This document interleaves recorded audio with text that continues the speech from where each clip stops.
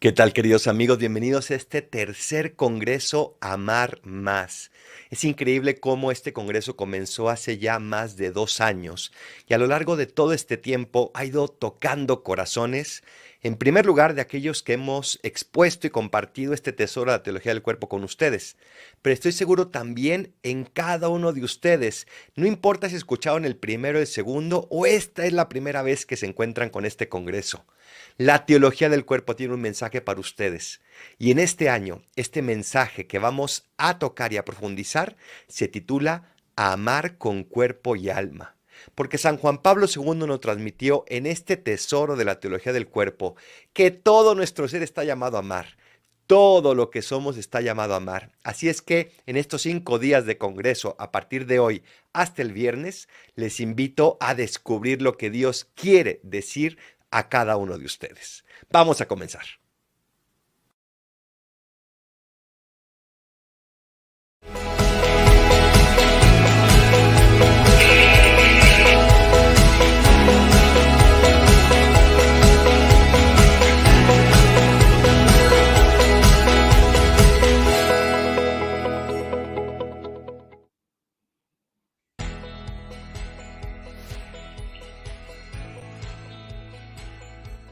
Hola, ¿cómo están? Mi nombre es Fernanda Hernández y yo soy la creadora de la cuenta Tan Cerca de Mí en Instagram, en donde comparto contenido sobre teología del cuerpo.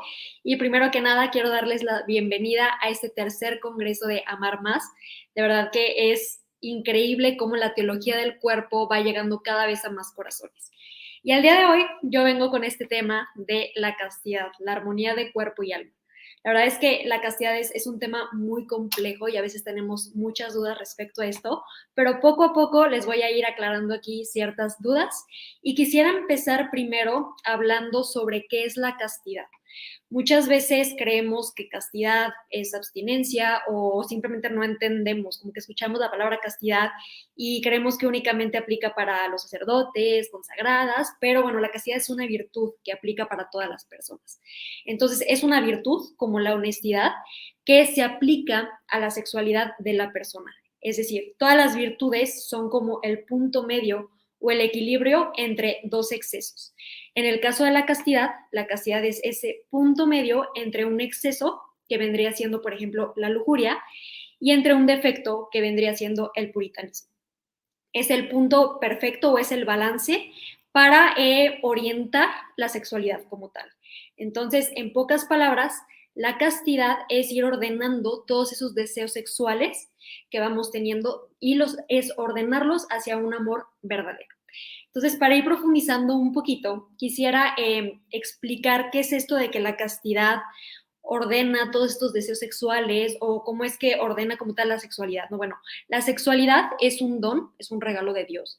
Y cuando hablamos de sexualidad, a veces podemos creer que cuando escuchamos esta palabra lo relacionamos únicamente como a el sexo como tal, ¿no? O relaciones sexuales, pero la sexualidad es la persona en toda su plenitud. ¿No? Yo en este momento estoy hablando desde mi sexualidad, mi ser mujer, ¿no? Me expreso como mujer, hablo como mujer, me comporto como mujer. Esa es la sexualidad, ¿no? La sexualidad básicamente es la persona en toda su plenitud. Entonces, cuando hablamos como tal de la castidad, es importante entender que nosotros somos un don, somos un regalo.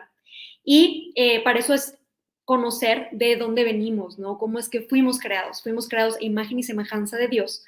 Por lo tanto, al ser un don, tenemos que cuidar este don. Y a nosotros, pues, entregarnos a alguien más es básicamente el cuidar qué tipo de regalo queremos ser.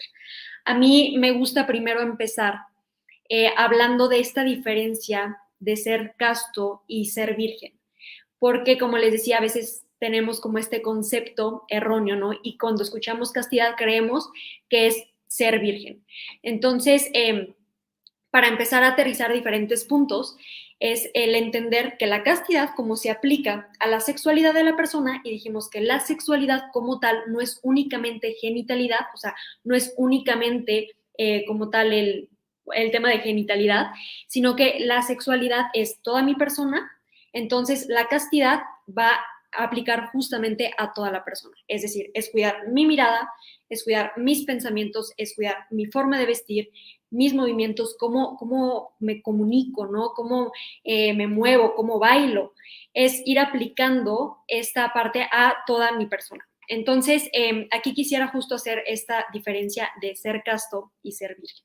Cuando hablamos de virginidad, virginidad como tal es el estado del cuerpo. Por ejemplo, una persona que es virgen es aquella persona que nunca ha tenido relaciones sexuales.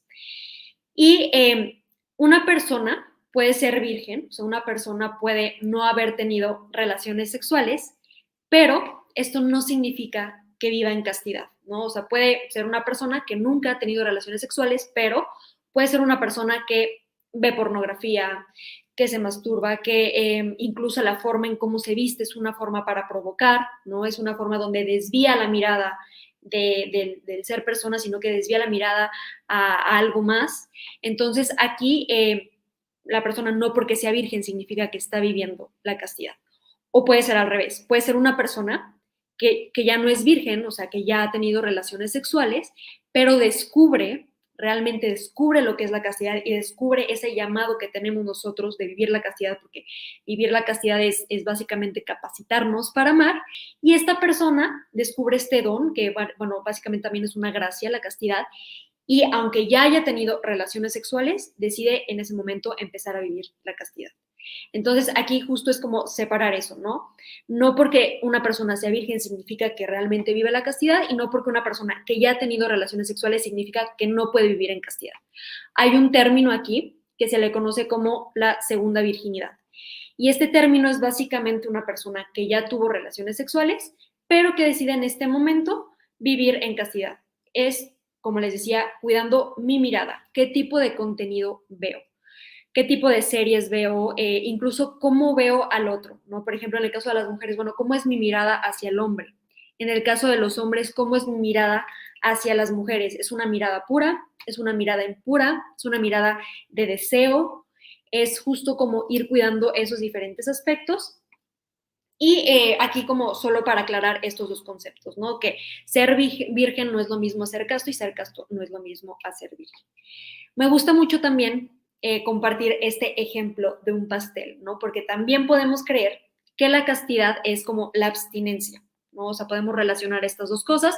Entonces, por ejemplo, podemos decir, bueno, o sea, yo vivo en castidad, ¿por qué? Porque nunca he tenido relaciones sexuales, pero sí llevo una vida desordenada en otros aspectos o en otras cosas, ¿no? Entonces, siempre pongo el ejemplo de un pastel. Imagínense que yo frente a mí tengo un pastel, ¿no? Y yo lo veo y pues me dan muchas ganas de comérmelo. Realmente es algo que simplemente, pues digo, como que me lo quiero comer, ¿no? Se me antoja.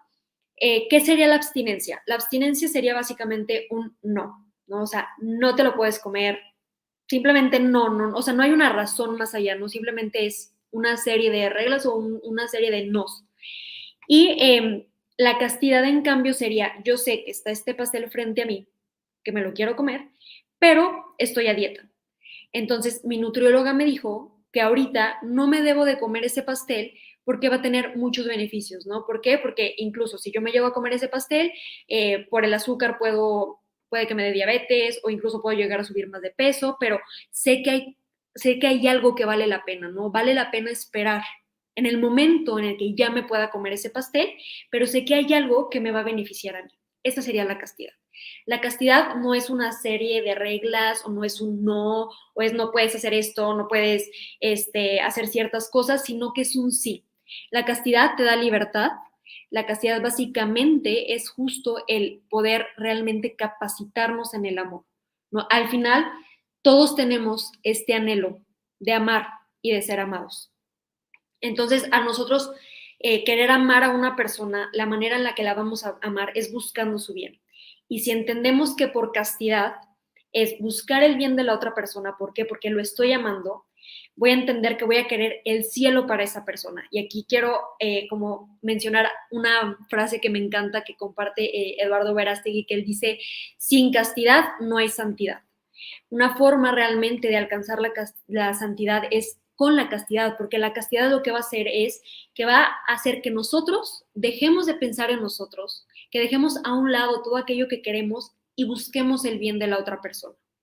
Entonces, a mí también hay algo que me encanta porque entra todo este tema de los deseos sexuales, ¿no? Y muchas veces podemos como que creer de que no, es que los deseos sexuales son malos o como el puritanismo, no, no, es que el sexo es malo, todo es malo, y realmente no es así, los deseos sexuales son buenos.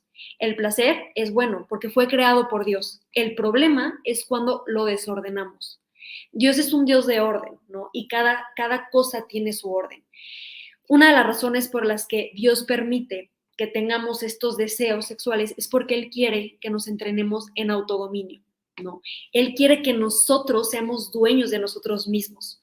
Por eso la castidad da libertad, porque cuando nosotros estamos tan cegados o tan metidos, por ejemplo, en el tema de la pornografía, cuando existe todo, relaciones casuales, incluso la masturbación, lo que pasa es que tú estás buscando ese placer para ti mismo, ¿no? Y eso te va esclavizando.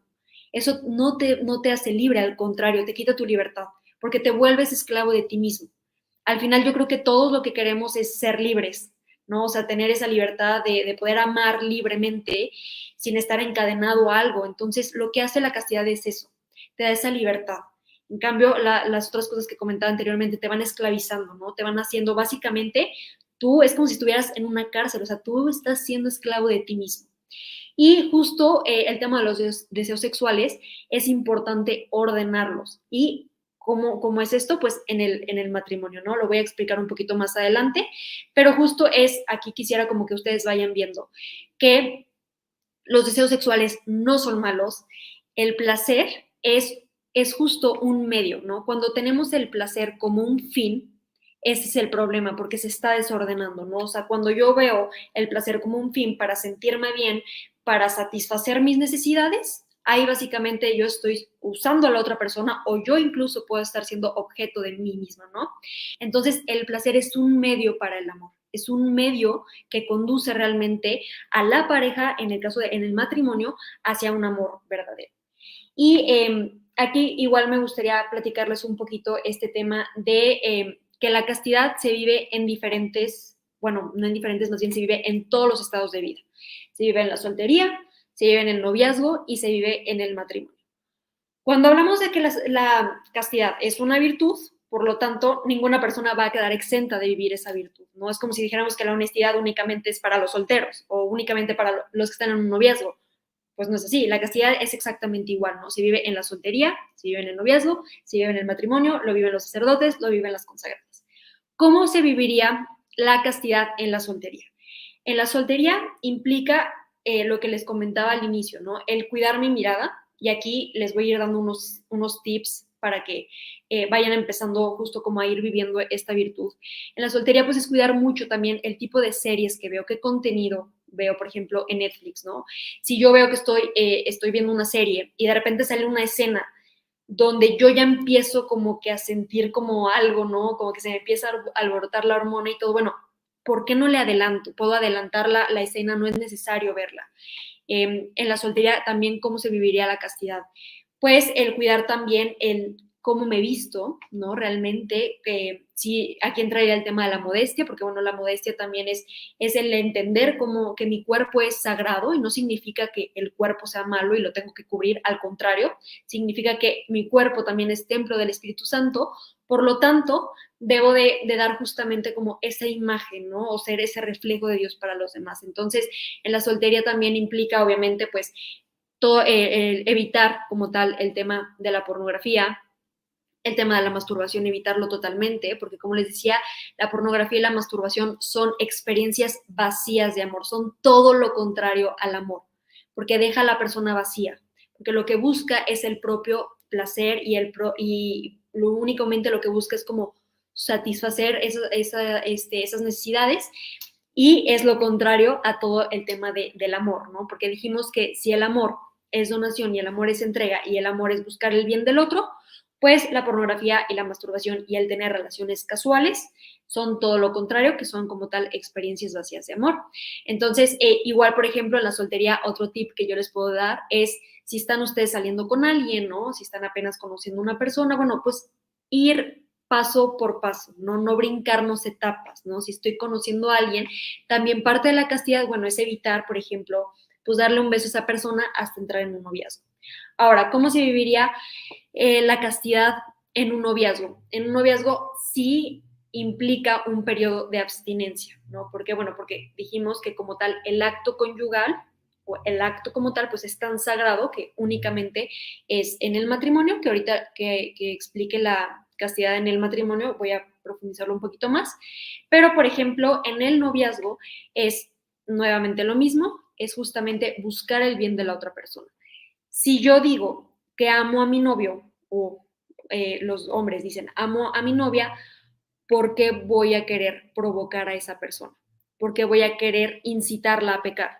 ¿No? A mí una vez leía una frase que me encantó que decía, tu novio, bueno, como que decía que si un noviazgo viene de Dios, esa persona te va como a llevar más a la fila de la comunión que a la fila para irte a confesar, ¿no?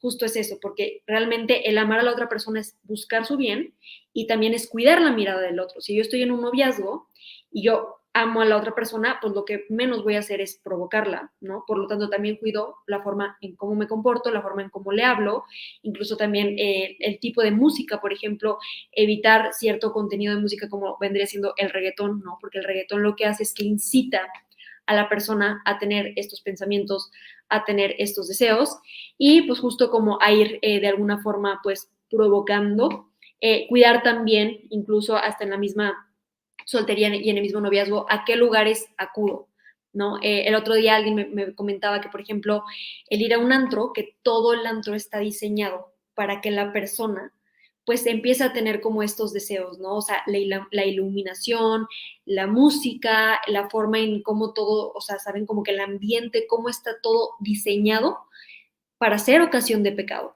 Entonces, en un noviazgo es cuidarme a mí, claro, poniendo límites o poniendo medios y cuidando también la mirada, el corazón del otro. Algo que me preguntan que es muy, muy común y es una pregunta muy típica que me hacen es la típica de hasta dónde podemos llegar, ¿no? En un noviazgo. Bueno, ¿y qué se puede hacer? ¿Qué no se puede hacer? ¿Hasta dónde puedo llegar? Y me gusta ponerles siempre este ejemplo. Siempre es muy bueno la comunicación, ¿no? Tanto de ambas partes, decir, ¿sabes qué? Este tipo de cosas no me ayudan o este tipo de cosas hay que evitarlas. ¿Por qué? Porque cuando empieza a haber una excitación, la excitación es propia del matrimonio, ¿no? Porque es propia del acto conyugal. Entonces, cuando ya empieza a haber una excitación, es momento de parar. Pero no hay que llegar a ese punto, ¿no? Se trata de ir poniendo como límites. Y a mí me gusta decirles, siempre pongan dos límites, o sea, dos barreras. La primera barrera es donde aquí ya debes decir que no, debes de poner un alto, porque si tú te brincas esta, la segunda va a ser muy complicada. Y creo que queda muy claro explicándolo como de esta forma, ¿no? Y pongo este ejemplo, es como un papá y trae a su bebé y están en una montaña. Este papá claramente pues lo que busca es cuidar a su hijo, no cuidar a su bebé, no lo va a poner en riesgo. Entonces, si está en una montaña muy alta y ve que está el precipicio, o sea, el papá con el bebé cargando, no va a decir, ay, déjame ver hasta dónde me puedo acercar, ¿no? O sea, déjame ponerme hasta la orillita, no lo va a hacer porque sabe que en algún momento se puede llegar a caer. Es lo mismo con la castidad, ¿no? La castidad no se trata de ver hasta dónde puedo llegar o vamos a calarle un poquito más porque sabemos que en algún momento va a ser difícil poner un límite, ¿no? O saber decir que no. Entonces, siempre es platicarlo, mucha comunicación y evitar, pues, cierto tipo de contacto o caricias que vayan a incitar un poquito más allá. Ahora, por ejemplo, ¿cómo se viviría la castidad en el matrimonio? La castidad en el matrimonio aquí es importante entender lo siguiente, ¿no? El acto conyugal, estamos hablando del acto conyugal, pues claramente que es el acto en el matrimonio, tiene dos características. Es un acto procreativo y es un acto unitivo. Por lo tanto, cuando hablamos de que es un acto procreativo, es que los esposos son colaboradores con Dios para dar vida, ¿no? Y cuando hablamos de que es un acto unitivo, es que cada acto conyugal, en cada acto conyugal, bueno, pues es como la renovación de los votos. Es decir, que en la parte unitiva es que en cada acto los esposos como que vuelvan a sentir como este chispa, es lo que los mantiene unidos. Entonces, teniendo en cuenta que son estas dos características que tiene la castidad en el matrimonio, que es un acto unitivo y un acto procreativo, por lo tanto, vivir la castidad en el matrimonio tiene otras cuatro características, que son, estas cuatro características son como tal, básicamente, pues el amor, ¿no? O sea, el amor al que todos estamos llamados. es un acto fiel, por lo tanto, la fidelidad es fundamental para vivir la castidad en el matrimonio, ¿no? El ser fiel. Es un acto libre, donde ambas partes deciden en libertad, pues, tener relaciones como tal. ¿Por qué digo el tema de la libertad, no? Porque ambas partes tienen que dar el sí, ¿no? No, una de las cosas donde no se vive como tal la castidad en el matrimonio es cuando solo se busca el placer, ¿no? De que una parte dice, ay, ¿sabes qué? Yo como que tengo ganas y quiero placer y la otra persona no porque está cansada o la otra persona simplemente no quiere, pues ahí pues no se cumpliría la libertad, ¿no? Sino que siempre teniendo en claro que en esta libertad es porque ambos deciden y porque no se está buscando un placer, sino que el placer es el medio para el amor. Otra de las características es que es un acto total, por lo tanto, cuando hablamos de que es un acto total, ambas partes se entregan en su totalidad, ¿no? O sea, se están entregando libremente y en su totalidad entregan todo de sí, aparte de que entregan pues tal cual el cuerpo, entregan toda su persona, ¿no? Todo lo que ellos son, y es un acto fecundo. Cuando hablamos justamente de la fecundidad aquí en el matrimonio, es que, por ejemplo, el tema de los métodos anticonceptivos. Lo que hace los métodos anticonceptivos es que le estás diciendo tú a la otra persona como que quiero todo de ti, todo de ti lo quiero, menos tu capacidad de dar vida, menos tu fertilidad. Eso no me interesa. O sea, todo lo demás sí, básicamente el placer, pero tu capacidad de dar vida no me interesa.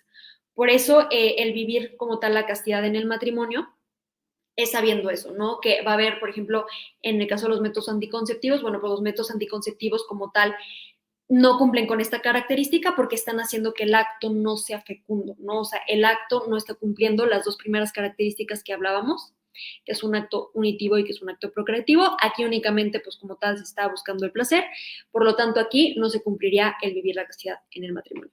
Entonces, cerrando un poco, concluyendo un poquito con este tema de la castidad, es un tema complejo, incluso me gustaría mencionar también el tema de la promesa de castidad.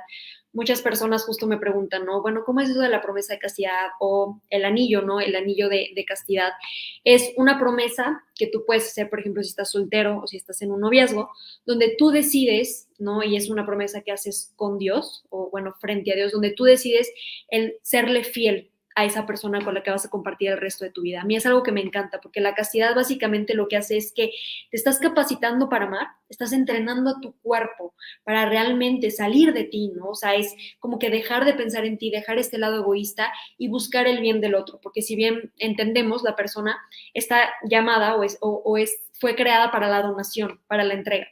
La forma de alcanzar la plenitud aquí en la tierra es en la entrega de sí mismo al otro, ¿no? Entonces, la castidad lo que hace es eso, ¿no? Te va capacitando para amar y justamente el tema del anillo o la promesa de castidad. Básicamente es tú hacer esa promesa, yo les puedo recomendar, lo pueden hacer frente al Santísimo, ¿no? Donde tú decides a partir de este momento, pues, vivir la castidad siéndole fiel a la persona con la que vas a compartir el resto de tu vida. Y aquí implica, pues, ir poniendo medios. Es bien importante identificar qué cosas son las que me ayudan a mí, ¿no? Si yo tuve alguien que diga, ¿sabes qué, Fer? Yo he tenido una adicción a la pornografía o incluso no puedo dejar la masturbación. Bueno, identifica qué es aquello que te está haciendo caer, ¿no? ¿Cómo te sientes? ¿Cuáles son esos momentos en donde tú acudes, ¿no? Por ejemplo, a la masturbación. Si me dices, ¿sabes qué? He tenido un día súper estresante y siempre que estoy estresada suelo meterme a bañar y metiéndome a bañar me meto con mi teléfono y con mi teléfono me meto a ver pornografía, bueno, pues evita eso, ¿no? Se trata de ir poniendo medios, porque como dijimos, la castidad no es únicamente el tema de las relaciones sexuales, la castidad va muchísimo más allá, ¿no? La castidad es cuidar toda mi persona, porque hablábamos de la sexualidad es la persona en toda su plenitud, por lo tanto, la castidad debemos de aplicarla a toda mi persona, ¿no? O sea, el realmente ir cuidando poco a poco, ir dejando cierto contenido de música que no me ayuda, ir como desintoxicándome, ¿no? Y aquí entra la pureza. A mí me gusta ver también el tema de la pureza como aquello que va desintoxicándome. Y pongo el ejemplo de si alguna vez han tomado algún té que es detox, de esos tés que te lo tomas y te limpia todo literal, la pureza es eso. La pureza te va limpiando todo aquello que no te deja amar en plenitud. porque cuando no podemos amar en plenitud es porque hay algo que está manchando mi persona, hay algo que está manchando mi mirada. Entonces la castidad es, la verdad, se los puedo decir por experiencia, es un camino de libertad, es un camino de plenitud también, donde vas aprendiendo a amar al otro, ¿no? Aunque no lo conozcas, por ejemplo, en la soltería, estás aprendiendo a amar a tu futuro esposo, a tu futura esposa, y al final, pues es algo que te va a ir como entrenando para ese día donde vayas a compartir el resto de tu vida con alguien más. Y como hablamos, pues también la castidad no solo se vive en la soltería ni en el noviazgo, sino también se vive en el matrimonio, que básicamente es dejar de ver a la persona como un objeto y empezar a ver a la persona como lo que es, alma y cuerpo. O sea, la persona es alma y cuerpo. No podemos separar ninguno de los dos. La castidad lo que hace es que justo nos ayuda a integrar a la persona, ¿no? Y no ver solamente el cuerpo, porque si vemos el cuerpo vamos a hipersexualizar a la persona y ahí perdemos nuestra capacidad para amar. Entonces, en el matrimonio es eso, es ver a la persona como lo que es, una persona y no un objeto que va a satisfacer mis necesidades, o si ya no me sirve, lo desecho y busco a alguien más y así voy como cambiando como si fueran juguetes. Lo que hace la castidad es eso, ¿no? Integra a la persona para saberla amar, para justamente ir cumpliendo ese anhelo que tenemos en nuestro corazón de amar y de ser amados. Pues muchas gracias. Igual cualquier duda que tengan, ahí pueden preguntarme en Instagram, que les comentaba, me encuentran como @tan.cerca de mí, donde profundizo un poquito más sobre todo esto. Próximamente se viene un taller para hacer prepararse para hacer su promesa de castidad y pues los dejo con las demás charlas que van a estar increíbles. Disfruten muchísimo este congreso, que de verdad es un regalo de Dios. Muchas gracias a todos. Que Dios los bendiga.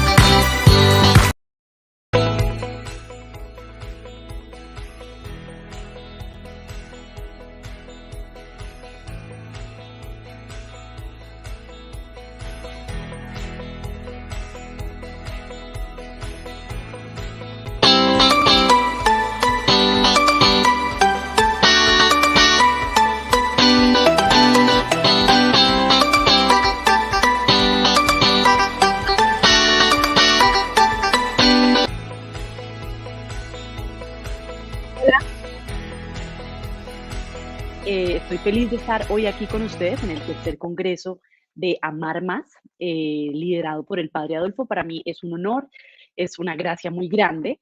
Me presento para quienes no me conocen. Yo soy pues una hija de Dios.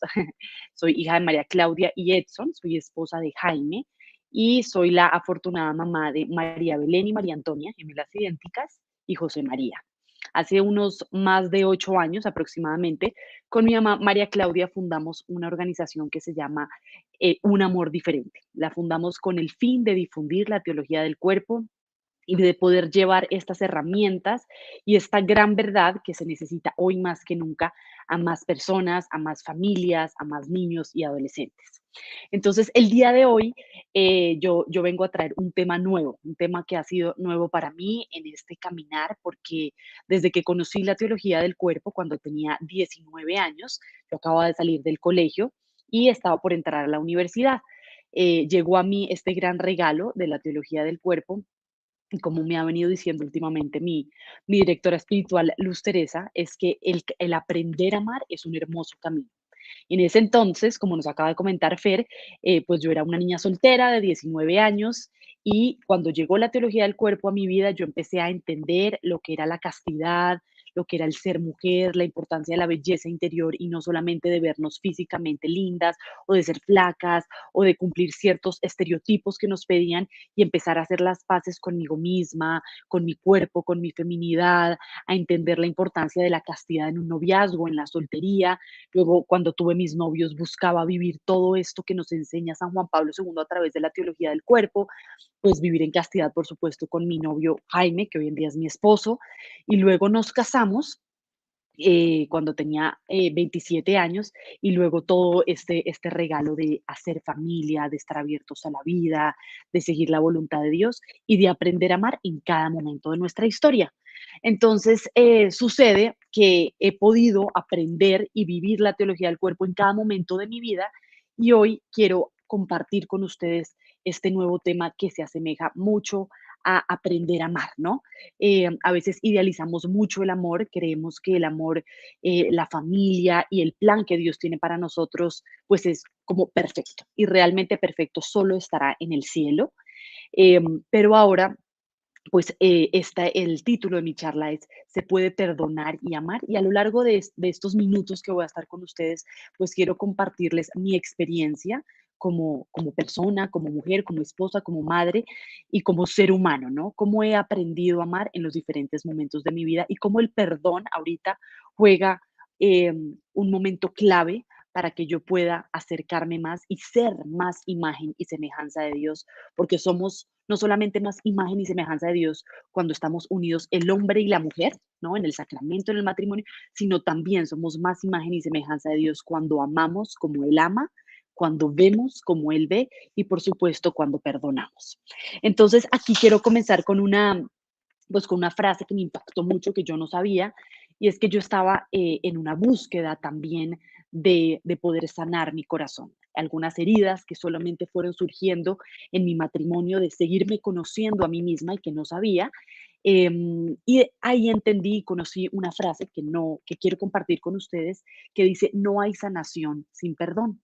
Y para mí esto fue pues como muy impactante. Y aquí en resumidas cuentas les cuento sobre mí y es que gracias a Dios, desde que yo era muy chiquita, pues Dios me dio muchos regalos, ¿no? El regalo de mi familia, de mi mamá, María Claudia, mi papá Edson, un matrimonio no perfecto, pero un matrimonio sano que buscaba formarse para ser mejor, para ofrecerle pues ese lugar seguro a sus hijos, rodeados de valores. Desde muy chiquita, Dios me dio el don de la fe. He sido muy mariana, he tenido la posibilidad por el trabajo de mi papá de viajar a diferentes lugares, de aprender, de conocer. Digamos que nunca nos faltó nada, nunca tuvimos ninguna enfermedad, nada así, digamos, muy grave. Claro, no es la vida perfecta, en algún momento me hicieron bullying, en otro momento me rompieron el corazón, cada vez que nos cambiábamos de ciudad o de país yo tenía un duelo, o alguna pérdida de mis amistades, de la cultura, de cambiar otra vez, de volver a empezar. Y bueno, claro, como cualquier persona tenía sus sufrimientos, sus dificultades o inseguridades conmigo, con mi cuerpo, pero digamos que Dios en los años de mi niñez y juventud como que estuvo muy, muy cerca mío y me sentí muy amada y muy segura. Es entonces que empieza, ¿no? O sea, la niña o la mujer que, pues que soy yo, María Andrea, que fundamos Un Amor Diferente, que habla del amor, que enseña la teología del cuerpo, que Dios le cumplió todos los anhelos de su corazón porque me dio un gran esposo, me dio los hijos que siempre soñé, una hermosa casa, trabajo, ¿no? Pero llega un momento de mi vida, cuando me caso, más o menos hace 2 años y medio, 3 años, donde suceden cosas que no voy a contar de manera detallada, pero unas personas me hacen mucho daño. Y en ese momento me siento muy herida, muy dolida y muy confundida, ¿no?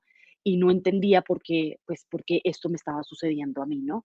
Y ahí yo decido como de alguna manera tapar, ¿no? Como una olla, decir, no, vamos a seguir adelante, aquí no pasa nada, porque no quería afrontar como esa herida de lo que estas personas pues me habían hecho, ¿no? Yo había quedado muy herida, muy desilusionada, sabía que tenía que perdonar, pero me costaba y me dolía muchísimo. Y es en ese momento en el que siento en la oración que Dios me dice, bueno, la niña que habla del amor, la niña que busca enseñar del amor, es el momento que aprenda a perdonar. Porque cuando aprendemos a perdonar, aprendemos a amar, ¿no? Y yo tenía como esa certeza en mi corazón de que Dios me decía esto, pero no sabía cómo hacerlo. Y había sido tan dolorosa esa situación que había vivido que quería evitarla, ¿no? Y aquí quiero compartir con ustedes una frase que me llamó mucho la atención en uno de los talleres del perdón y de las conferencias que da Susana Ayala, que me ha ayudado también muchísimo todo lo que ella comparte. Y ella lo comparte en una conferencia sobre un libro que dice, Dios quiere que seas libre. Él te quiere sanar, cuerpo, alma y espíritu. Sin embargo, no alcanzaremos la libertad y la sanación completa hasta que perdonemos. El perdón es el cimiento para toda sanación. Es de un libro que se llama Forgiveness and Inner Healing y de Betty y de Robert Grandis, ¿no? Entonces empecé a entender esto y a decir, wow, tal vez Dios quiere llevarme en un nuevo camino, sí, doloroso, sí, de sacrificio, pero Él quiere que yo perdone como Él perdonó en la cruz, ¿no? Y más aún, y más adelante les contaré como también esa experiencia con la Virgen María, pues la Virgen María, quien yo personalmente siempre he admirado, amado y pues he querido ser como ella, ¿no? Ella es la mujer perfecta, la feminidad perfecta, a través de ella Dios llega al mundo, pues ¿quién más que ella que perdonó a los agresores, a quienes maltrataron, hirieron y acabaron con la vida de su hijo Jesús? Ella también perdonó, ¿no? Entonces empiezo a sentir esto en mi corazón que dice como, bueno, es momento de que tú también perdones y es momento de que tú te asemejes a mí y a mi madre, ¿no? Entonces empieza este camino pues de mucha dificultad, por así decirlo, y de mucho dolor, ¿no? Y empiezo a decir, bueno, Dios me lo ha dado todo y a quien mucho se le ha dado, pues mucho tiene, mucho se le pedirá a cambio. Y aquí quiero decir algo importante y es que en este congreso, pues todo está en orden divino, ¿no? Ha habido muchísima oración, el Padre pues ha hecho un gran esfuerzo para poder y muchas personas tras bambalinas. Y bueno, sentí que de alguna manera Dios me invita hoy, 15 de diciembre, Día de la Asunción de la Virgen María, a tener esta segunda plática del Congreso, esta segunda charla, porque pues todos los conferencistas han preparado cada una de sus conferencias, cada una de las palabras que van a compartir con ustedes, y he podido entender que la teología del cuerpo solo se puede vivir y llevar a plenitud en el día a día si nuestro corazón está sano. Y solo podemos tener un corazón sano si perdonamos. Entonces dije, bueno, tal vez estos momentos dolorosos que yo he tenido que vivir, este proceso de perdón que yo he vivido, tal vez le pueda servir a las personas que me escuchan, tal vez te puedan servir a ti. Tú que hoy me escuchas, tal vez tengas a alguien a quien perdonar. Todos hemos cargado cruces, nadie ha tenido la vida perfecta y si nos ponemos a pensar en el silencio y con la luz de Dios, Dios y el Espíritu Santo nos van a revelar a quién podemos perdonar. Y cuando podamos perdonar con nuestra voluntad, pero solo con la gracia de Dios, nuestro corazón podrá ser sano y así entonces todas las demás pláticas, charlas y conferencias que van a escuchar ustedes en estos días se podrán hacer realidad, por supuesto, con la gracia de Dios y los sacramentos y con la ayuda del Espíritu Santo, si le damos ese sí a Dios de que sí quiero perdonar con tu gracia, para que sí puedas sanar mi corazón y así yo pueda vivir la castidad, el matrimonio, la vida de gracia, el ser sacerdote, el ser consagrado, cualquiera que sea tu vocación, vivirla en plenitud, pero habiendo perdonado con un corazón sano. Entonces, mi invitación es a que esta charla es un poco una charla testimonial y también una charla donde te invito a que tú también perdones, porque sé que todos tenemos a alguien que perdonar, sobre todo cuando hemos vivido una pandemia. Más adelante, pues voy a enfatizar en eso, pero suena raro, pero también debemos perdonar a Dios. A veces suena raro como yo perdonar a Dios, pero sí es necesario a veces decirle a Dios como yo te perdono porque te llevaste un ser querido, porque tuve que vivir esta enfermedad, porque fui abandonada, abusada, porque viví una injusticia, tantas cosas que a veces como que bloqueamos, pero que hacen parte de nuestra historia. Entonces, básicamente, cómo funciona mi historia, o cómo fue lo que yo hice, ¿no? En este momento de mi vida donde estaba sufriendo tanto y tenía pues ese rencor y esa herida y sabía que debía perdonar a estas personas, Dios me empieza a hablar, ¿no? Y seguramente Dios te está hablando a ti hoy en esta charla, en la charla de Fer, en la de Andrés y en todas las que están programadas a lo largo de esta semana. Y Dios me empieza a decir, María Andrea, es momento de que perdones. Recuerdo perfectamente un día que estaba organizando todo para ya irme a dormir, organizando la leche del bebé para pasar la noche. Bueno, yo tengo dos gemelas de 2 años y tengo un bebé de 9 meses. En ese entonces tenía 8 meses, 7 meses. Y bueno, teníamos que organizar para la noche, ¿no? Para darle de comer y demás. Y entro a Instagram, me conecto y empiezo a ver un live de Rebeca Barba, que estará con nosotros, y de Susana Ayala sobre el perdón, ¿no? Y eran ellas hablando sobre cómo solo con el perdón podemos sanar nuestros corazones y vivir ese plan que Dios tiene para nosotros del amor. Entonces empecé a escuchar y yo decía, yo quiero eso, o sea, me duele mucho mi corazón, todo lo que he vivido me ha parecido muy doloroso, pero yo quiero perdonar y aunque le digo a Dios, Dios, ayúdame a perdonar, siento que a veces no lo logro. ¿Qué estará pasando, no? Entonces yo le pedí a Dios la gracia y en esa, bueno, esa conferencia llegó directo a mi corazón y yo ese día me fui a dormir a mi cama, a mi cuarto, diciendo, Dios, dame el don del perdón, Dios, regálame esa gracia, yo sí quiero, ayúdame, ¿no? Entonces recuerdo que le escribí a Susana diciéndole, Susana, yo quiero perdonar a estas personas, pero me es muy difícil. Le pido a Dios la gracia, pero a veces siento que no lo logro. Entonces sucede que me voy a dormir y sueño, tengo un sueño porque creo también que Dios nos habla a través de los sueños, ¿no?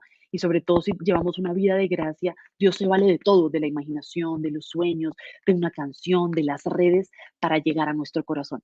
Y yo soñé que yo le decía, Dios, regálame el don del perdón, y él me respondía, sí, cuando le voy a regalar a alguien el don del perdón, el cielo baja a ayudarla y se llena como de una gracia a su cuerpo. Y yo en mi sueño veía como todo mi cuerpo se iba iluminando como de dorado, como de una luz muy fuerte, y yo decía, wow, esto es increíble, qué increíble, o sea, y al día siguiente me despierto y sigo sintiendo rabia, rencor, odio. Yo decía, ¿cómo? La niña o la mujer que habla de teología del cuerpo, que enseña a niños, adolescentes, que busca amar como Dios ama, ¿por qué está sintiendo tanto rabia, tantos deseos de venganza?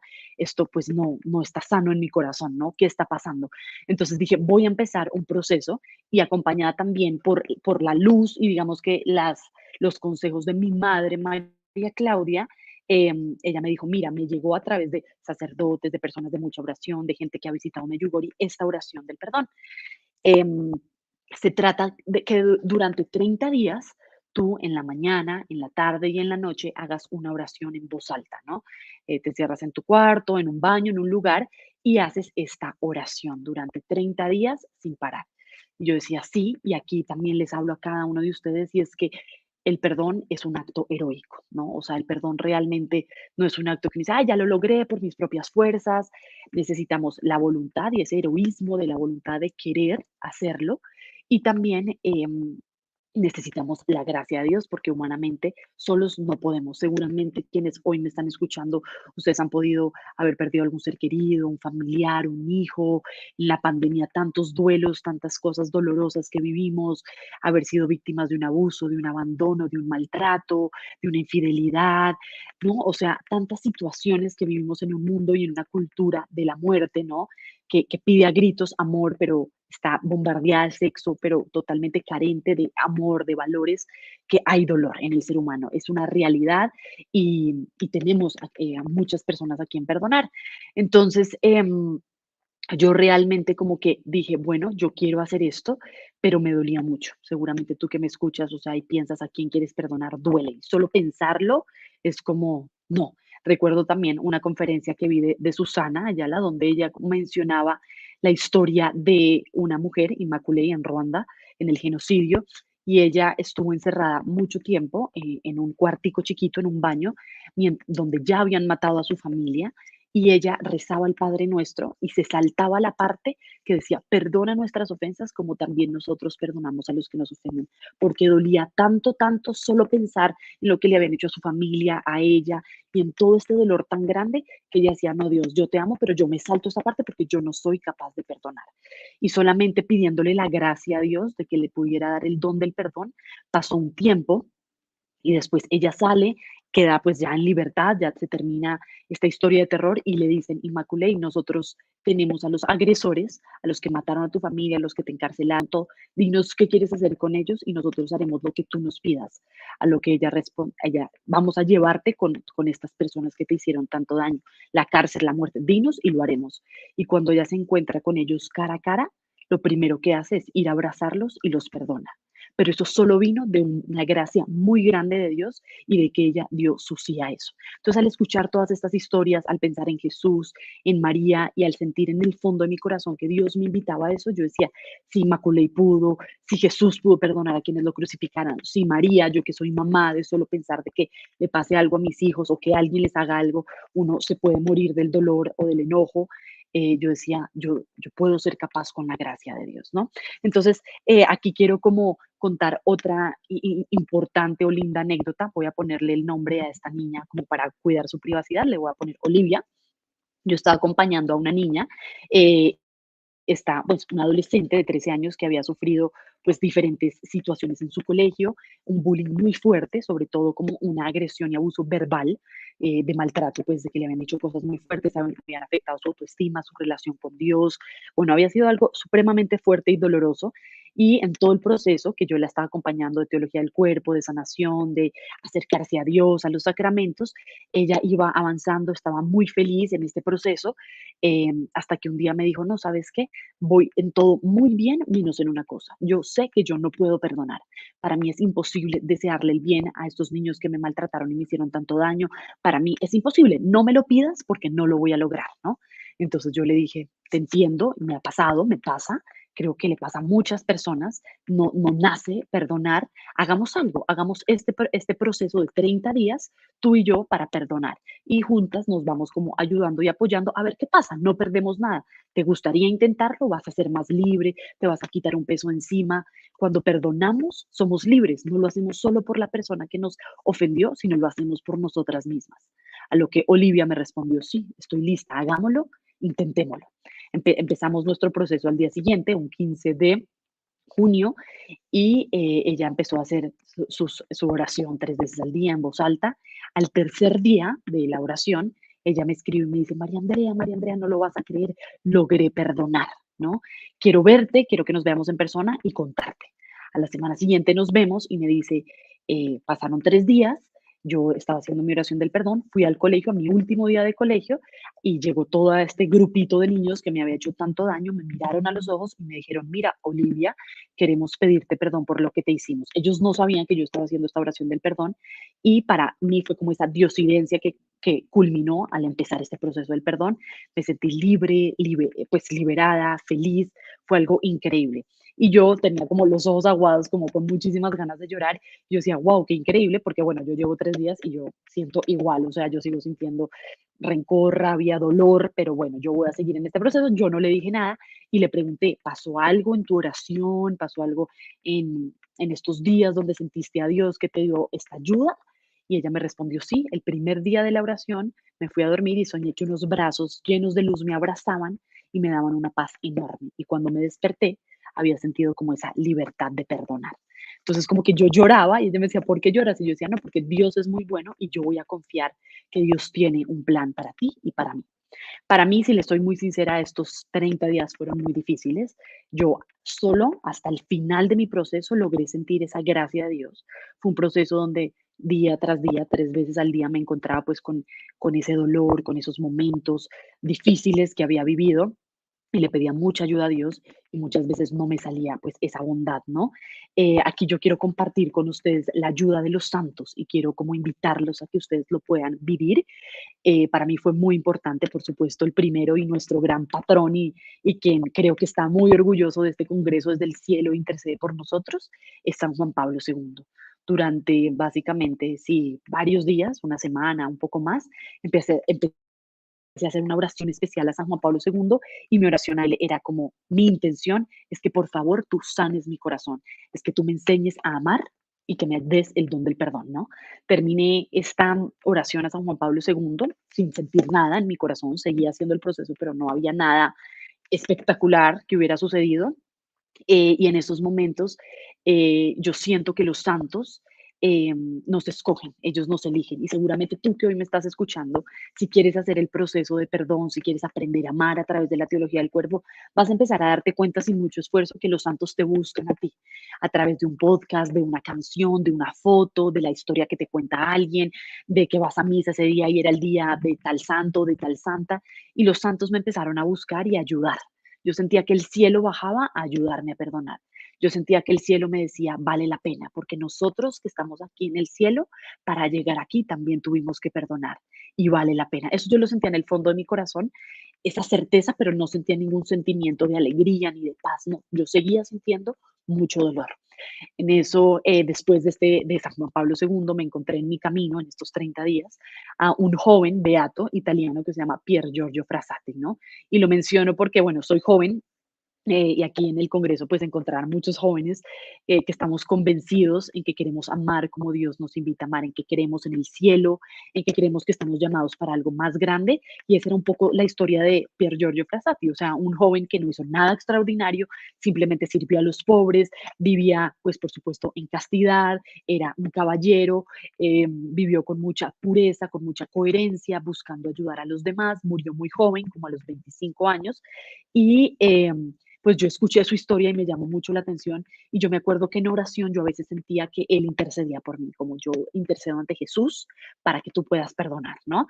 Y algo muy importante es que tanto los santos como la mismísima Virgen María, pues es Dios a través de la Virgen, es Dios a través de los santos, es Jesús que en su enorme humildad quiere como que a través de sus criaturas darnos a nosotros también esos regalos, porque esas criaturas, esos santos pasaron por la tierra, sufrieron, lucharon por vivir la virtud, lo lograron y estando en el cielo interceden por nosotros, como mi gran santa patrona y gran amiga, Santa Teresita del Niño Jesús, siempre dijo, quiero pasar mi cielo haciendo el bien en la tierra, ¿no?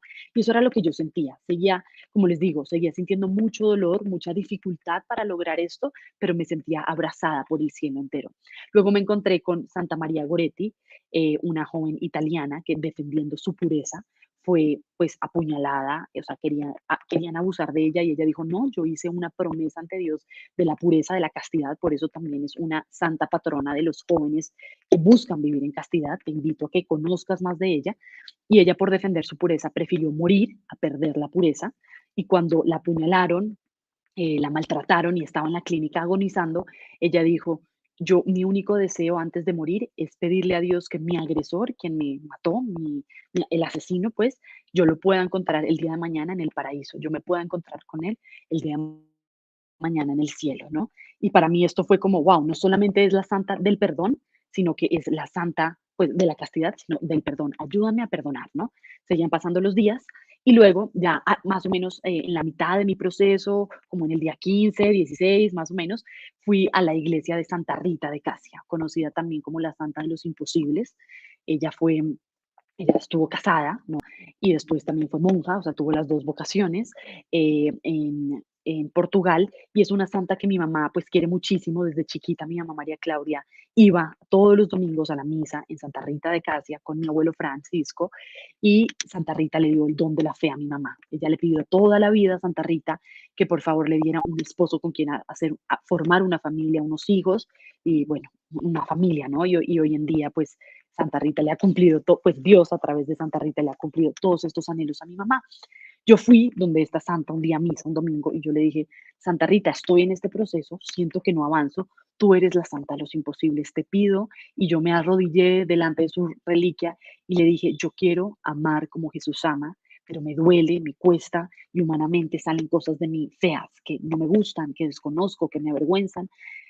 Quiero aprender a amar, yo quiero de verdad tener una sanación de mi corazón para poder vivir en plenitud como mujer, como esposa, como madre, porque si estoy sana voy a estar bien, ¿no? Y voy también a poder servir a los demás como Dios me llama a hacerlo, ¿no? Entonces yo le hice con mucha fe delante de ella esta oración y siguieron pasando los días y como les digo, pues ya terminé los 30 días, no sucedió nada extraordinario, no, nada. Simplemente que en el último día, en el día 30, yo me fui a dormir a mi casita, a mi cama, con mi esposo, nos fuimos a dormir y yo sentí una profunda paz, ¿no? Como una paz que llenaba todo mi ser, no tuve ningún sueño, no tuve nada extraordinario, pero me levanté después de haber terminado este proceso y dije, wow, no tengo rabia, no tengo rencor, puedo ver las cosas sin juzgarlas, ¿no? O sea, sin juzgar a las personas que me hicieron daño. Entiendo que hay una historia detrás, entiendo que no soy Dios para entenderlo todo, pero aún así Dios me dio este regalo. Y fue entonces cuando el 16 de julio, el día de la Virgen del Carmen, de una gran diosidencia, fui a la misa de mi abuela, Beatriz, que en paz descanse, de un año de fallecida, también en la iglesia de Santa Rita, de manera de diosidencia, no fue un plan, no fue planeado. Y, y ese día sentí que la Virgen me terminó de dar esa gracia a través de Santa Rita, a través de todos los santos que me acompañaron en este proceso. Y yo decía, gracias Dios, porque realmente has hecho nuevo mi corazón, porque yo sentía que me había quitado un peso encima, porque yo le deseaba el bien a estas personas, porque deseaba que crecieran en santidad, que amaran como Dios nos invita a amar, y porque le pude decir a Dios como realmente pude lograrlo con tu gracia, ¿no? Entonces, ahora básicamente lo que quiero hacer con ustedes en estos últimos minutos de charla es para quienes están inscritos en el link, bueno, en el grupo de Telegram, ahí se va a estar mandando mucha información sobre el Congreso. Y aquí vamos a estar enviando como les puedo decir, la oración del perdón que yo hice, que me sirvió muchísimo, y la quiero compartir porque sentí en mi corazón, yo le decía a Dios como, ¿qué quieres que yo le diga a las personas en esta conferencia, no? Y sentí en oración que Dios me decía, hay muchas personas que deben perdonar, y tal vez tú hoy estás aquí de manera en vivo, pues en vivo con nosotros, o vas a ver este video después en diferido, y Dios te quiere regalar ese regalo.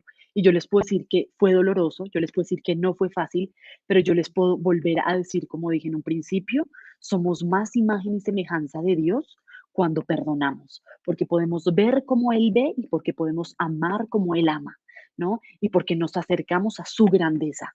El mundo nos invita a la comodidad, dice, no, seguramente será, pero Benedicto XVI, pero nosotros estamos llamados a la grandeza. Y perdonar no es cómodo, perdonar no se siente bien, pero perdonar es para almas grandes. Y yo sé que todos los que estamos aquí estamos llamados a esa grandeza. Entonces, básicamente, la oración del perdón les será enviada, es una imagen, es como un ejemplo, como ustedes lo pueden hacer, lo pueden adaptar como más les guste, pero lo principal es invocar al Espíritu Santo y luego en el nombre de Jesús y por el poder de mi bautizo, yo te perdono Dios lo primero es hacer las paces con Dios, entender que Dios es un Dios amor, es un Padre que sufre conmigo, que llora conmigo en el momento de esa agresión, de esa herida, de ese dolor, de ese abandono, de cualquiera que haya sido lo que me hayan hecho, que me haya dolido tanto, Dios estaba ahí sufriendo conmigo y Dios me va a abrazar para ayudarme a perdonar a quienes me hirieron. Entonces, a veces en nuestra mentalidad humana y en nuestra concupiscencia y nuestro corazón limitado no podemos entender los grandes planes de Dios, pero lo primero es yo te perdono porque permitiste este mal o porque me sentí abandonada o porque no me ayudaste o porque no. Entonces, hacemos las paces con Dios y te pido perdón por reprocharte. Después le decimos perdón con tu voluntad, Señor, y tu gracia a esta persona por esto que me hizo. Dios, te pido que esta persona también me perdone a mí porque he sentido venganza, rabia, odio, ira, tal.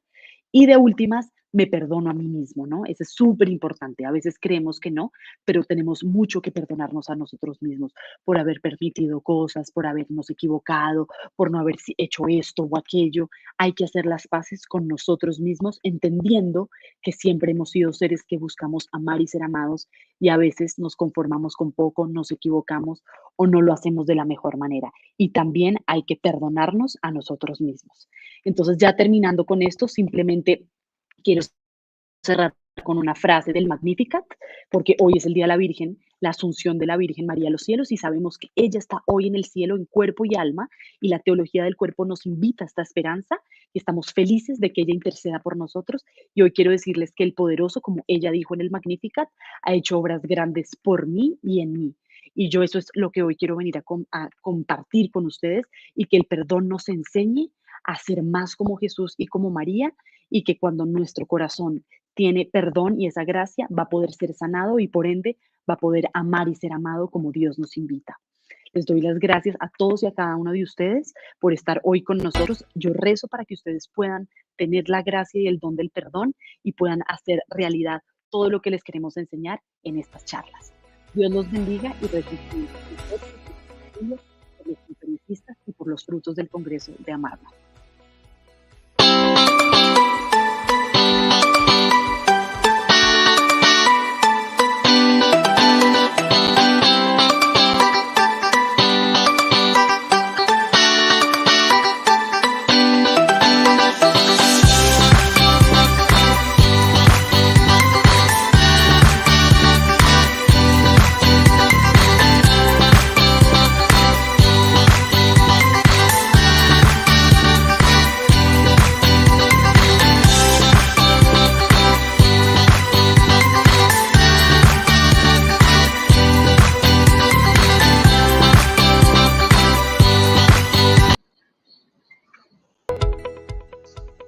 Hola, ¿qué tal? ¿Cómo están todos? Muy buenas noches. Qué buenas pláticas la de Fer Hernández y la de María Andrea. Y la verdad es que esta semana va a estar muy intensa, son 5 días de congreso y qué alegría poder participar. Muchas gracias al Padre Adolfo por invitarme y a todos los ponentes que se suman a este equipo. La verdad es que hay gente de muchísima calidad. Y un saludo a todos los que nos están viendo, ya sea en vivo o después, que nos vean cuando se conecten. Un gran abrazo, que espero que todo este material les sea de muchísimo provecho para su vida, ¿no? Hoy a mí me toca hablarles de un tema profundo, un tema que me apasiona y me fascina, y es la vida, es el amor por la vida. Y vamos a hablar, yo lo quise titular, Yo amo la vida, porque vamos a hablar de la civilización del amor y la batalla espiritual que hay entre la civilización del amor contra la anticultura de la muerte, ¿ok? Entonces, los que ya conocen la teología del cuerpo, los que han estado en los congresos de antes, quizás los que vieron mi plática el año pasado, se acordarán que la teología del cuerpo, Juan Pablo II la estructuró en 3 grandes partes. Y en cada parte profundiza muchísimo.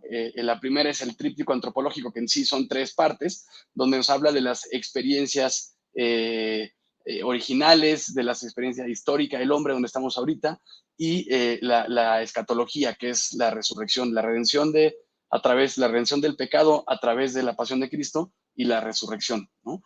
Entonces, todos los que ya conocen saben que son estas 3 grandes partes, y la verdad es que normalmente cuando empezamos a estudiar teología del cuerpo, o los que hablamos de teología del cuerpo, nos enfocamos mucho en la primera y la segunda parte. Yo hoy quisiera enfocarme en la tercera parte. Pero en resumen, la primera parte nos presenta el tríptico antropológico, en el que Juan Pablo II expuso su antropología adecuada, porque él decía que para entender al hombre y tener una buena antropología hay que verlo en todas sus fases. Antes del pecado original, como Dios nos creó, después del pecado original y las consecuencias que vivimos hoy en el tiempo, en el mundo, a raíz del pecado original y de todo el pecado, y la resurrección, y la redención a través de la pasión de Jesús y la resurrección, ¿no? La vida eterna. Entonces, para nosotros entender a la persona antropológicamente no debe ser nada más socialmente, históricamente, sino en estos 3 momentos claves de la vida humana, ¿no? Al principio, antes del pecado, ahorita y después, ¿no? Como dice el Gloria al Padre, al Hijo y al Espíritu Santo, como en un principio, ahora y siempre. Ahora, la segunda parte es la vocación al amor, es ese llamado que tenemos porque fuimos creados para amar y para ser amados. Y en esa Juan Pablo II profundiza en 2 cosas increíbles. El lenguaje sacramental del acto conyugal y en la virginidad por el reino. Los sacerdotes y la vida consagrada y los que deciden entregar su castidad, su virginidad, por la salvación, ¿no? De su propia alma y la de los demás. Y es padrísimo, estas 2 partes de la teología del cuerpo son sumamente profundas y ricas. Y en la tercera parte de la teología del cuerpo está enfocada en la cultura de la vida y la instauración de una civilización del amor. Este es un término de Juan Pablo II, civilización del amor, y me encanta. De esta última parte se habla un poco menos, la verdad, y no es porque la valoremos menos o esté menos estudiada, ¿no? Más bien es porque son temas muy delicados y que en la sociedad actual suelen ser muy atacados y muy desprestigiados. Es más, hay reflexiones que el mismo Juan Pablo II no incluyó mientras impartió las catequesis de la teología del cuerpo durante las audiencias de los miércoles en los años que compartía esta obra maestra suya. No las incluyó ahí, y estas reflexiones fueron descubiertas de forma póstuma. Una vez que ya se había muerto, salieron a la luz, y son precisamente sobre la relación de Tobías y Sara en la Biblia, y sobre el Cantar de los Cantares, que literal es una poesía romántica y erótica que está a la mitad de la Biblia, y que es sobre el amor entre esposo y esposa, y esa gran analogía del amor que tiene Dios con su esposa, que es la iglesia, ¿no? Ese gran misterio. Entonces, de esta última parte no se habla tanto, no porque no lo valoremos, sino porque es más delicado.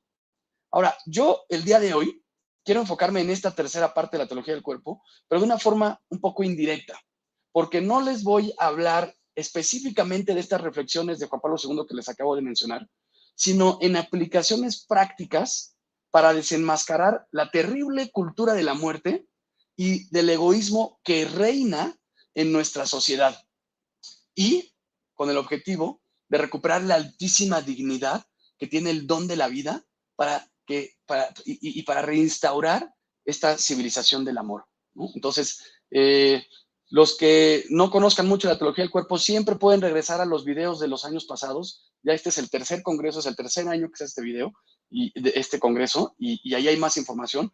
Entonces, pero aquí vamos a entrar un poquito más a profundidad a esta tercera parte de la teología del cuerpo, como les menciono, de una forma indirecta. A mí me gusta hablar, bueno, todos sabemos que en el mundo hay una batalla espiritual y en nuestros tiempos pareciera que la estamos perdiendo, ¿no? A mí me impresiona ver cómo amigos, gente querida, se los ha comido el mundo y cómo es tan difícil, cada vez es más difícil esta batalla espiritual. Y en verdad a veces parece que la estamos perdiendo. Y hay una oración que me fascina, que aprendí recientemente de una persona que quiero mucho, me la enseñó, y que se ha vuelto una de mis oraciones favoritas. Y que creo que suma con el perdón que nos habló María Andrea y con la gracia que necesitamos de la que nos habló Fernanda para vivir esa castidad, ¿no? Es una oración sencillita, se la pueden aprender así rapidísimo, y creo que es particularmente buena para esos momentos en los que sientes que todo está perdido, que ¿dónde está Dios? ¿No? ¿Por qué está pasando lo que está pasando? ¿Y por qué esta batalla es tan difícil a veces? ¿No? Y es tan sencilla. Fíjense, la vamos a hacer juntos. Repitan ustedes conmigo. Jesús, me abandono en ti, encárgate de todo. Así de fácil. Y yo creo que la relación con Dios se trata precisamente de ese abandono, de confiar en Él y soltar por completo todo lo bueno, todo lo malo que sucede, entregárselo. Obviamente, cooperando con la gracia y haciendo lo que nos corresponde, pero sabiendo que Él es un Dios bueno y que nos va a vencer, y que nos va a ayudar a vencer. Ahora, aunque a veces pareciera que el mundo va ganando y que la cultura de la muerte le va ganando a la cultura de la vida, tengamos el consuelo de que la verdad nunca perece, ¿no? La verdad nunca perece. Me impresiona que esa frase la usó Johnny Depp cuando ganó contra su ex esposa el juicio, ¿no? Dijo, veritas nunquam perit. La verdad nunca perece. Y la victoria en esta batalla espiritual ya es de Dios. Ya ganó. No es coincidencia que hoy es 15 de agosto y es el día de la Asunción de María. Que esta fiesta sirva para recordarnos la victoria de Dios sobre la muerte. Porque ¿qué estamos festejando hoy en la Asunción de María? Recordemos que la muerte es una consecuencia del pecado original, no es parte del plan de Dios, es una consecuencia, ni tampoco es un castigo de Dios, es una consecuencia del pecado original. Y como María, por los méritos de la pasión de su Hijo, fue redimida de forma anticipada, o sea, en el momento de su concepción, y por eso la llamamos la Inmaculada Concepción, fue redimida de este pecado original en forma anticipada por los méritos que iba a sufrir su Hijo. Ella fue concebida sin este pecado original, por lo tanto no sufrió la muerte, sino que su cuerpo, ella fue asunta en cuerpo y alma al cielo. Entonces, esta fiesta que celebramos hoy ya es muestra de la victoria que tuvo Dios ante esta cultura de muerte y ante la sociedad en la que vivimos. Esa victoria ya está, sin embargo, en este momento no la vivimos en plenitud y no la alcanzamos porque todavía estamos en el tiempo humano, ¿no? Entonces, María hoy festejamos que ella es testigo de la victoria de Cristo sobre la muerte, una victoria que ya se tenía, pero que la alcanzaremos en plenitud en el cielo. Y mientras tanto, en esta tierra estamos inmersos en esta batalla cultural y espiritual. Ahora, cultural, es una batalla cultural y espiritual, y por eso pongo aquí en la pantalla cultura de la muerte versus cultura de la vida, aunque a mí me gusta entenderlo de otra forma, no llamarlos cultura de la muerte y cultura de la vida, sino primero llamarlo por su nombre. No es una cultura de muerte, es una anticultura de muerte. ¿Por qué? ¿Por qué digo la palabra anticultura? Porque esta cultura de la muerte no tiene nada de culto. Lo culto es intelectual, es inteligente, busca la verdad, ¿no? Es apasionante, es bello, y esto es todo lo contrario, es una anticultura porque es reduccionista. Reduce lo que significa la persona, la dignidad, el amor, lo hace menos de lo que realmente es. También, por lo tanto, es deshumanizante y es destructiva. Tiene un fundamento político que está corrupto y genera dinero esta cultura que vivimos genera una cantidad de dinero impresionante, pero de forma sangrienta. Ajá. Yo lo llamo blood money. Y por ejemplo, te pongo toda la industria del aborto y toda la industria de anticonceptivos que genera cantidades exorbitantes de plata, de billete, pero es dinero ensangrentado y corrupto, ¿no? Y que tiene un objetivo reduccionista, deshumanizante y destructivo. Y por otro lado, no nos limitemos a llamar la cultura de vida, porque es muchísimo más. No es solo una cultura de vida, es una civilización del amor, porque esta civilización del amor, esta cultura de vida, tiene un fundamento científico y moral, no nada más religioso, tiene un fundamento científico y moral basado en la dignidad de la persona, basado en la trascendencia, y además es acorde con la ley natural.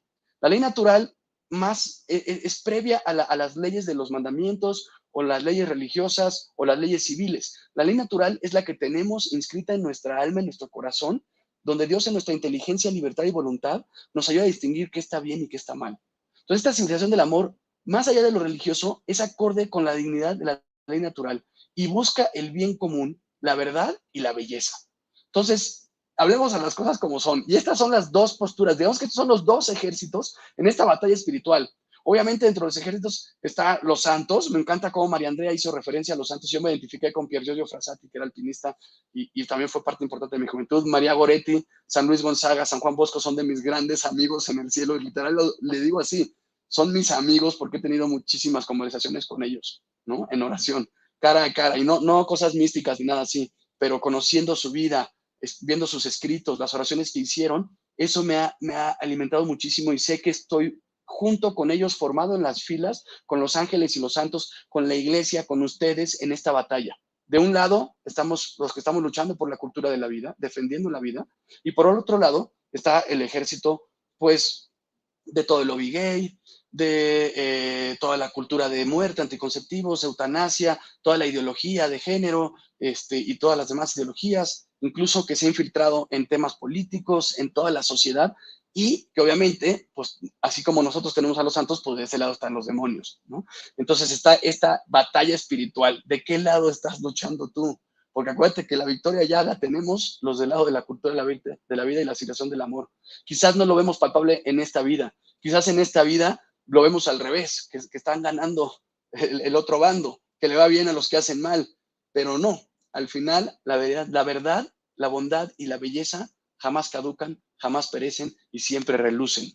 Y así será en el paraíso. Y así lo vemos ya hoy en día. Porque, por ejemplo, no es coincidencia que el mero día del Sagrado Corazón fue cuando se le puso un alto al juicio de Roe versus Wade, que fue el que permitió que se promulgaran leyes a favor del aborto en Estados Unidos. Entonces, esa es una gran victoria y lo estamos viviendo en esta cultura de muerte y cultura de vida, ¿no?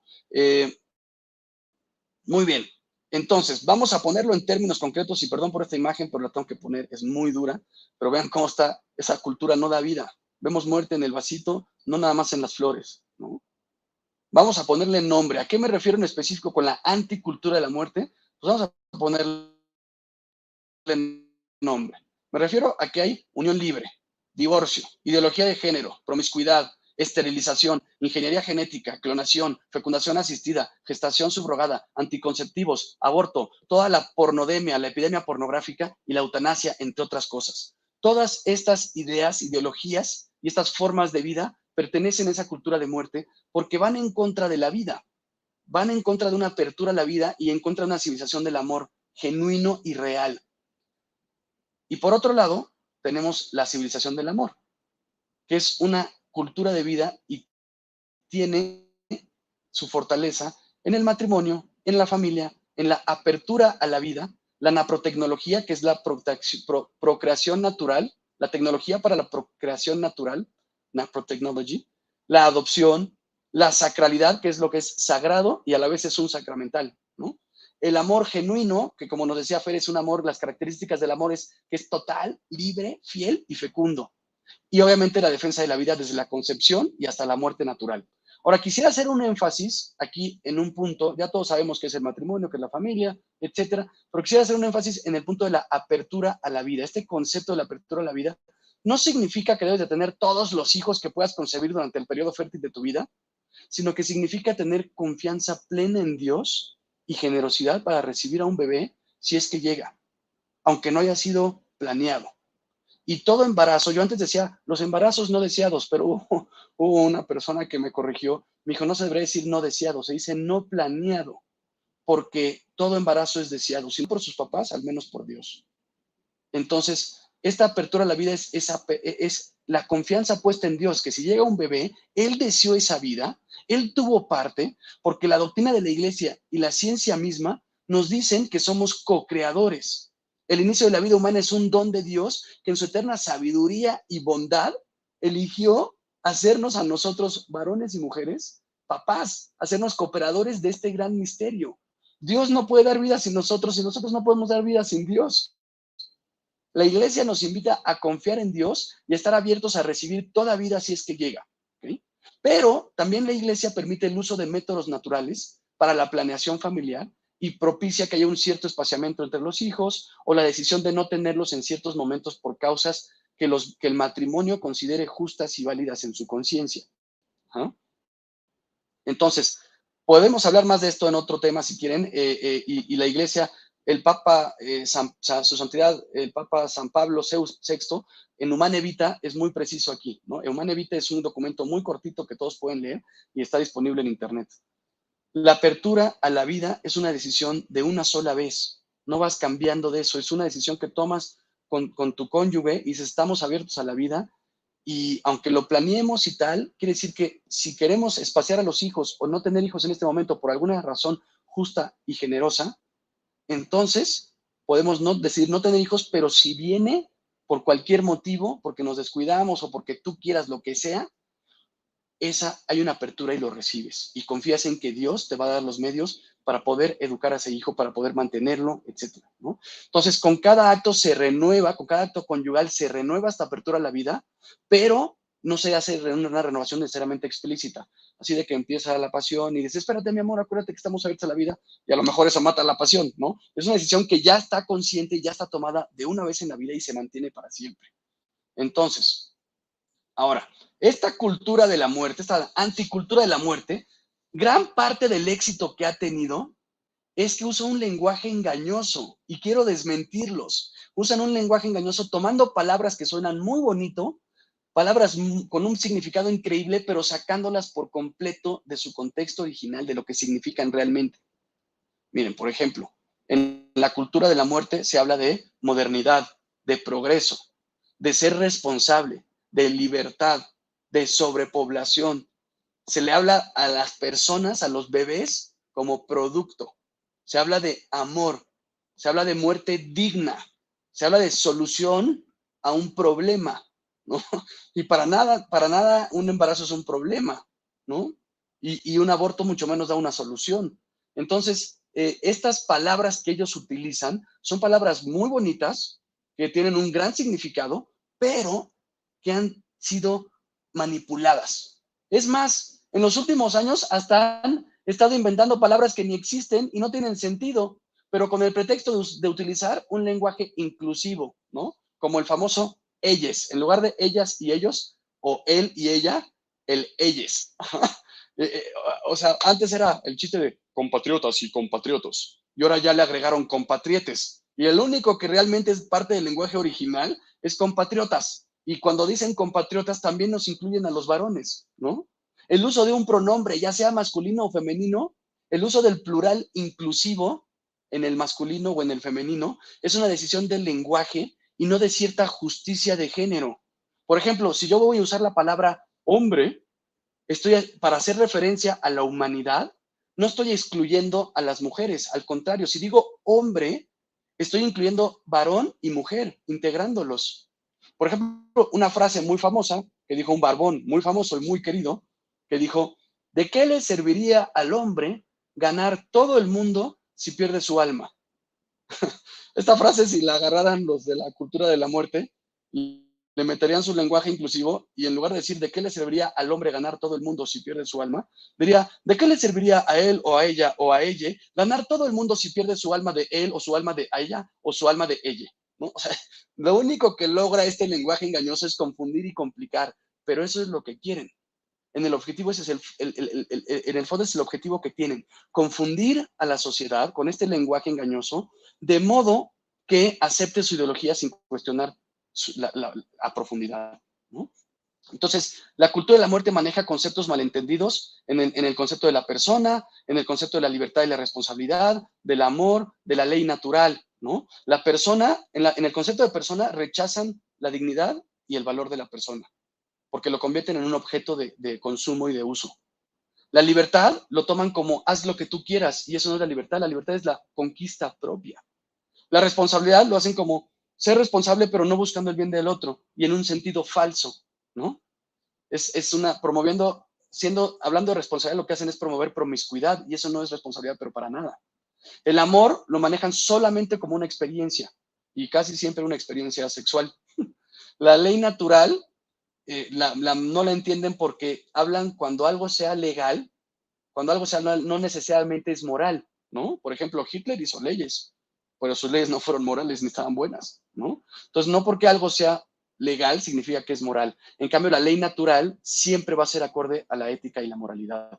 Ahora, voy a tomarme 2 minutitos para explicarles unos conceptos básicos de filosofía, ¿ok? Porque es importantísimo que entiendan esto. Voy a hablar de ser, la persona, el ser en acto, o la existencia en acto y la existencia en potencia, ¿ok? Estos son términos filosóficos, pero es muy fácil. Cuando decimos que alguien es en acto, es lo que es, ¿sí? Por ejemplo, una semilla es una semillita que cayó de un árbol y es una semilla. Ajá. Es pequeñita y es una semilla, o puede ser más grande, pero es una semilla y tiene ciertas características. Pero esa semilla es un árbol en potencia. Dejará de ser una semilla cuando se plante y se convierta en un árbol y crezca, pero es un árbol en potencia. No es un árbol en este momento, es una semilla, ¿ok? Ahora, aparte de potencia y acto, voy a hablar de 2 palabritas más. Los cambios accidentales y los cambios sustanciales. Y esto es importantísimo que lo entendamos para entender cómo funciona la cultura de la muerte. Los cambios accidentales son los cambios que suceden en algo, pero no cambian su esencia y su sustancia. Ajá. Los cambios sustanciales son los que sí deja de ser algo y se convierte en otra cosa. Por ejemplo, un cambio sustancial sería cuando yo tengo un cerillo y enciendo ese cerillo, se consume y la materia no se destruye, se transforma, pero deja de ser cerillo, ya es carbón o ceniza. Ajá. Entonces, sin embargo, las células de tu piel también se mueren y nacen nuevas, y esos son cambios sustanciales de las células porque están dejando de ser y están siendo nuevas, y tú conforme vas creciendo, va cambiando tu piel, pero tú sigues siendo tú. Tú tienes cambios accidentales, pero no sustanciales. Aunque tu piel cambie día con día, las células, tú sigues siendo tú, ¿ok? Ahora, un cigoto, para los que no sepan qué es un cigoto, es una célula de una sola, es una sola célula, que es el momento que se formó con la unión del esperma y el óvulo. En ese momento que se unen los núcleos del esperma y del óvulo, tienes un cigoto, una sola célula con un ADN que se va reproduciendo. Ahora, mucha gente pensaría que un cigoto es una persona en potencia, que van a nacer en 9 meses y por eso le dicen feto y producto, pero no. Un cigoto ya es una persona que conforme se va desarrollando a los 9 meses en el vientre materno, va teniendo cambios accidentales, pero no sustanciales. Ya es una persona en acto. Quizás sea un abogado o un arquitecto en potencia, pero persona ya es en acto. Y por eso ya es un humano, ¿ok? Y por eso ya se habla de una persona y por eso está mal el aborto. O hay gente que no entiende esto, como Jim Carrey. Vean este post de Twitter de Jim Carrey. Dice en inglés, pero se lo voy a decir en español. Si tú piensas que vas a terminar un embarazo, deberías de terminarlo un tiempo antes de que se convierta en el gobernador de Alabama. Ahora, ¿por qué hizo esto? Porque la gobernadora de Alabama, que se llama Kay Ellen Ivey, defendía la vida y estaba en contra del aborto. Y este Jim Carrey, o sea, vean lo grotesco que es. A veces es hasta descarado. A veces usan ese lenguaje engañoso y a veces usan este tipo de lenguaje tan grotesco que se ha infiltrado. Es terrible. A ver, si esta fuera la idea, si nos dejáramos llevar por esta idea de Jim Carrey, ¿qué pasaría, por ejemplo, si una mamá tiene tuberculosis? Es caso real, ¿eh? Una mamá tiene tuberculosis. El papá tiene sífilis. No manches, pobres cuates. Su primer hijo nació bien y vivió. Su segundo hijo falleció al poco tiempo de nacido. Su tercer hijo nació sordo y torpe, con un problema mental. El cuarto hijo nació con tuberculosis, lo heredó de la mamá al momento de nacer. La mamá está embarazada del quinto hijo. ¿Debería de abortar? ¿Ustedes qué creen? Pues qué bueno que no abortó, porque esa era la mamá de Ludwig von Beethoven. Y no tendríamos la música de Beethoven si ella hubiera abortado. Historia real. Ahora les voy a poner otro caso. Imagínense una situación. Una jovencita resulta estar embarazada. Vive en pobreza y en escasez. Un censo reciente especula que hay sobrepoblación. Tiene una vivienda humilde. ¿Cuál humilde? De hecho, ni tiene casa. No tiene casa. Y además hay una cierta vergüenza hacia ella porque el padre no ha sido nombrado y su novio no es el papá. ¿Debería de abortar? ¿Ustedes creen que esta mujer debería de abortar en esta situación y traer a un mundo, a este mundo tan terrible, a un bebé? ¿Ustedes creen?